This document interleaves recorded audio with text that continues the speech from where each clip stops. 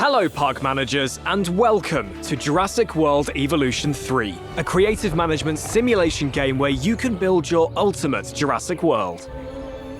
In this video, we will guide you through everything you need to get started so you can begin your new adventure as a park manager. There are 3 main modes available to choose from. Our new campaign is set a few months after the events of Jurassic World Dominion, where the world is still learning to exist alongside dinosaurs. Take on a globe-trotting, non-linear story where dinosaur breeding plays a key role. Put your management skills to the test with Challenge Mode, where you will complete various tasks with the goal of achieving a 5-star park rating. And finally, Sandbox Mode provides you with the ultimate creative freedom to build the park of your dreams. Or set various parameters to give you a similar experience to Campaign or Challenge Mode. Choose to build your park in a variety of locations. You'll have access to all of the maps from the campaign, large square maps from each biome providing maximum space for creativity, plus 8 extra maps from Jurassic World Evolution 2. The options of where to build are endless with the Island Generator, allowing you to create custom islands for your parks. Use the sliders to create a unique island map every time. Jurassic World Evolution 3 is available now on PC, PlayStation 5 and Xbox Series X and S, with all platforms supporting keyboard and mouse and controller. To see a list of the controls, head to the settings on the game's pause menu. Once you have loaded into a park, you'll be greeted with the following layout, so let's get familiar with the UI. On the left of the screen, you have a list of icons geared for the creation and management of your park. Take a look at your park's financial and economic performance in the control room. The site map and heat map provided by the management view enable you to assess the overall layout and design efficiency of your park. Operations will provide various buildings that you require to run and manage your park. Create the spaces for your dinosaurs to inhabit using the Enclosures tab. Then, place structures for your guests to enjoy their dinosaur experiences in the Attractions tab, and lastly, attend to your guests' needs by providing various amenities. Because who wouldn't want a Triceratops t-shirt? Sculpt and shape the landscape to your liking using the powerful new terrain tools in the Environment tab. Connect your park and provide electricity to your buildings using pathing and power, and let your creativity soar with the vast number of pieces available in the Scenery tab. Lastly, Transport enables you to move tranquilized dinosaurs in the unlikely event of them escaping their enclosures. Multi-Select enables you to select numerous objects or buildings by clicking and dragging over an area, or you can just click on them individually. Take a scenic walk and admire your dinosaurs around your park using first-person view, and if there's anything you don't want in your park, simply demolish it. On the bottom right of the screen, you have your camera options, so you can change the view mode you are in, such as Standard, Free Look, and Placement. You will also find the Undo, Redo, and Play and Pause buttons in this taskbar, as well as your available money, park rating, and maintenance rating. Over time, infrastructure will begin to degrade due to wear and tear. The maintenance rating is an ongoing assessment of how well maintained a site's infrastructure is. Finally, at the top of your screen, you have the Calamity bar, which will inform you on any issues in the park that require your attention. Our current sandbox park already has a few things in it, but it's missing some essentials to get up and running, so let's jump in. Firstly, you'll need to place an arrival point so that guests can get to your park. You can find this in the Operations tab. When placing your arrival point and future buildings, you will need to make sure your guests and staff can get to them with the use of pathing. There are different styles and widths you can use, with colorable options and even natural and invisible pathing. When placing, you can toggle between straight and curved paths. If you change your mind later down the line, you can use the Replace tool to swap out the path type. Pathing can also be placed along varied gradients of terrain, and in a few short clicks, your guests can have a lovely view of your park from up high. For buildings to be operational, they not only require pathing linked to the arrival point, but also electricity. Go to the Power tab, and depending on your needs, you can place down either a small or large power station. To reach your buildings, place a substation which can be connected by pylons to the main power station. And for further distribution, you can either place more substations or link up some repeater stations. These can be a nice option if you prefer something smaller that can be tucked away. Backup generators, as the name implies, will kick in the hopefully unlikely event of a power failure. This is an important job as the enclosure gates will open if there is no power, and we've all seen what happens in that case.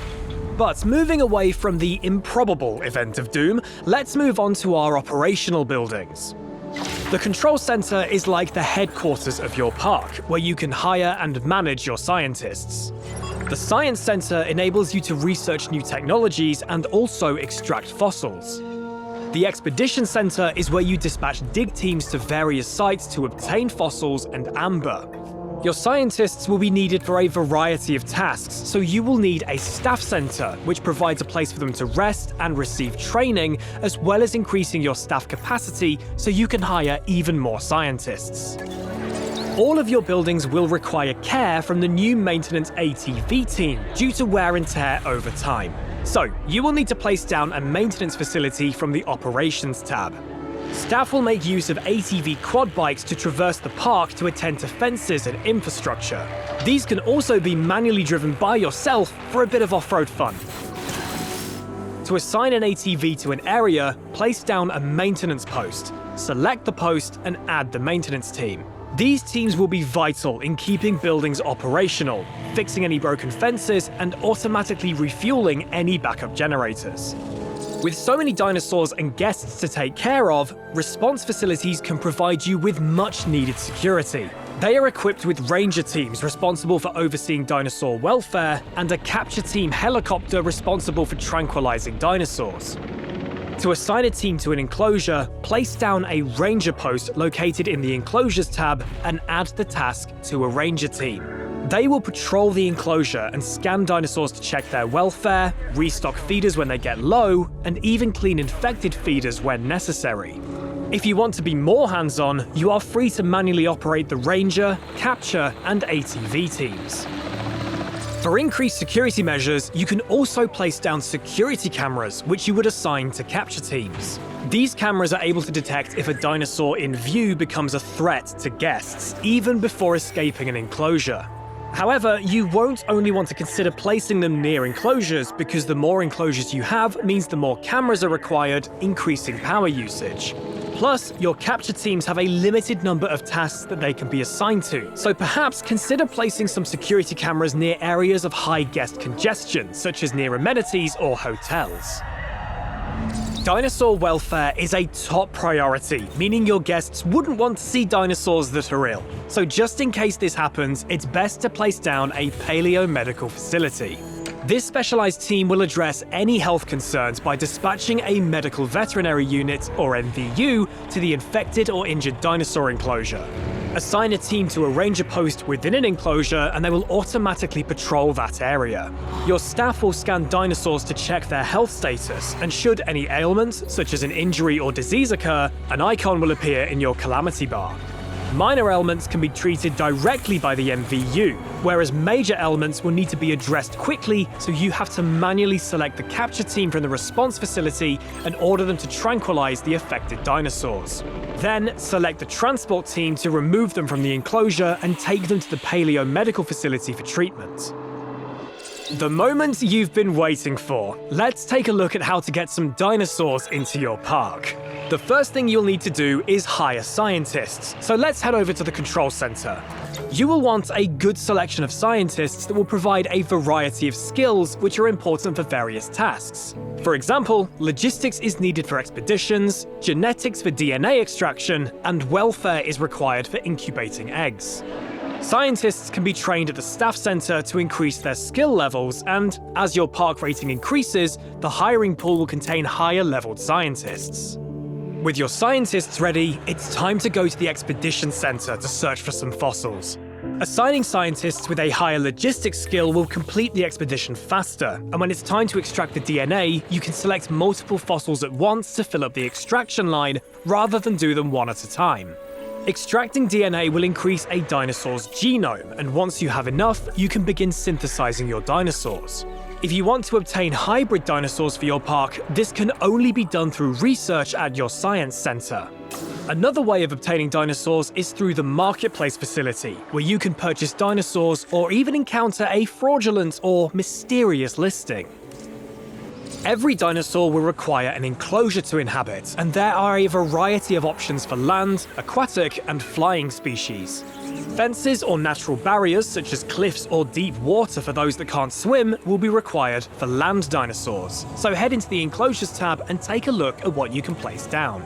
To ensure you're using the appropriate fence, you can view the security rating of each dinosaur in the hatchery beforehand and use a fence that either matches or is higher than the security rating. Each type of enclosure has its own unique hatchery, which you'll need in order to begin synthesizing dinosaurs and incubating eggs. So let's go ahead and place a hatchery down in the enclosure that's just been built. Flying species will make use of the aviaries, whereas aquatic species will require a lagoon to inhabit. Both types of enclosures work the same in terms of placement. They will chain together. You will typically need a large space for them to be comfortable, especially for those wide-winged Quetzalcoatlus. Another option for your land-based dinosaurs is making use of natural barriers, which can be created using rocks, terrain, and deep water for dinosaurs that can't swim. So let's go ahead and set up an enclosure for your Ornithomimus. Firstly, you'll want to sculpt and shape the terrain using the tools available in the Environment tab. Let's create the overall shape and size for our enclosure by adding in a rough boundary and maybe some elevation to create an interesting landscape. Speaking of interesting landscapes, placing a waterfall can be done in just a matter of clicks. There you have it. Let's continue this by connecting it to a river that flows to the edge of the habitat using some shallow water and finally deep water to maintain the boundary. As previously mentioned, rocks can also be used along the boundary to act as a barrier for dinosaurs, but you will still need a gate so ranger teams can access the enclosure. Let's go ahead and place that down and use rocks on either side.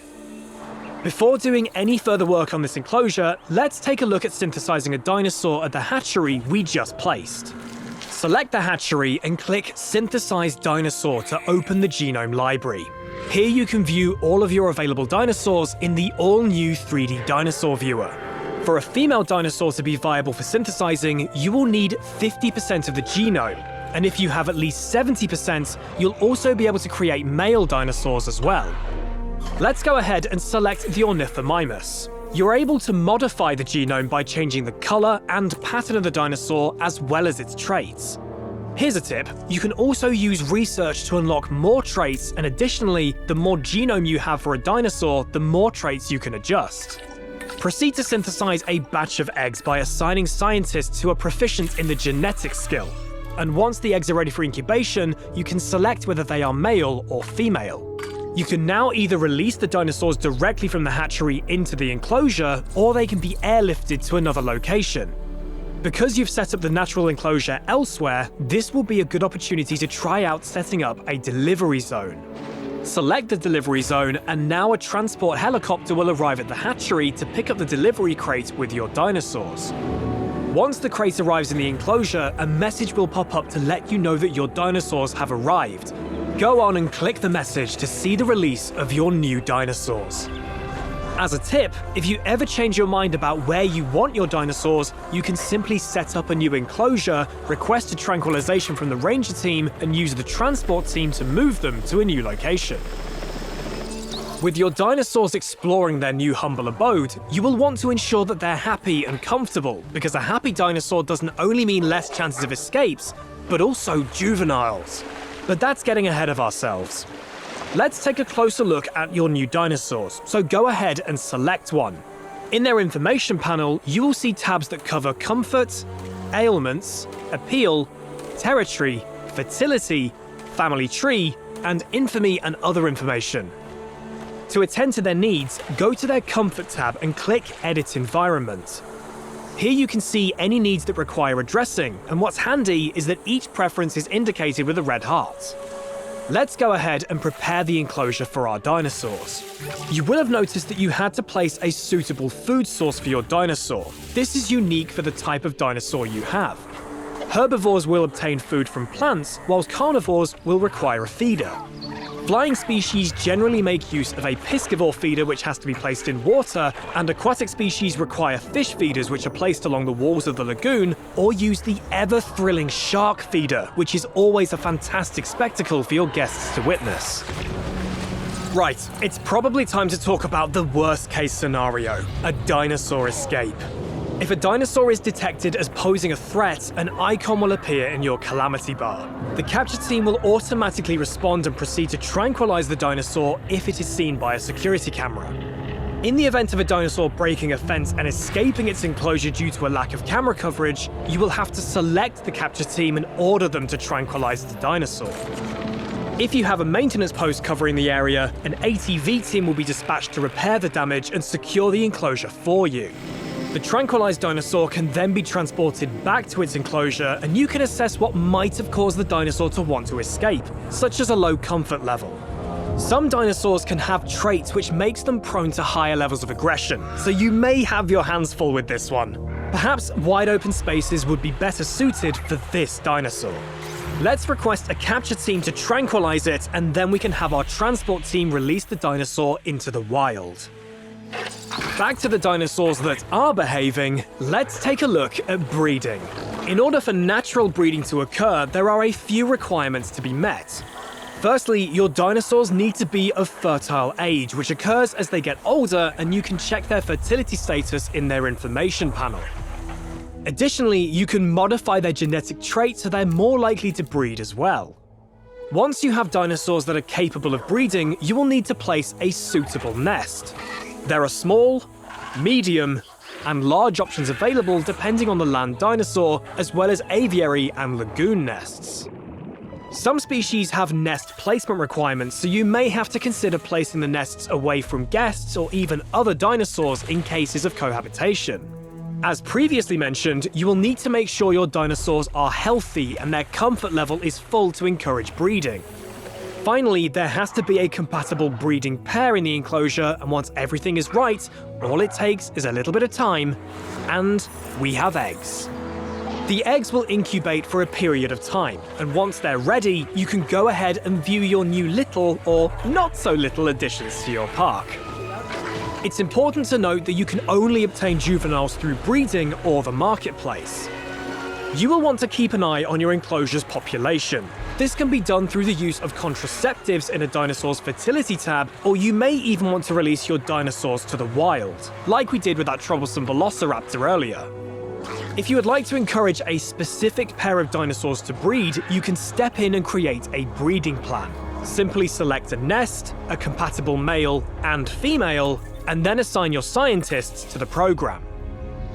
Now that you have juvenile dinosaurs running around, you will have to make sure their needs are met so they grow up into thriving adults. Their needs are a top priority, as their welfare will impact on that of the adults, and we know that happy dinosaurs equals happy guests and an increased park appeal.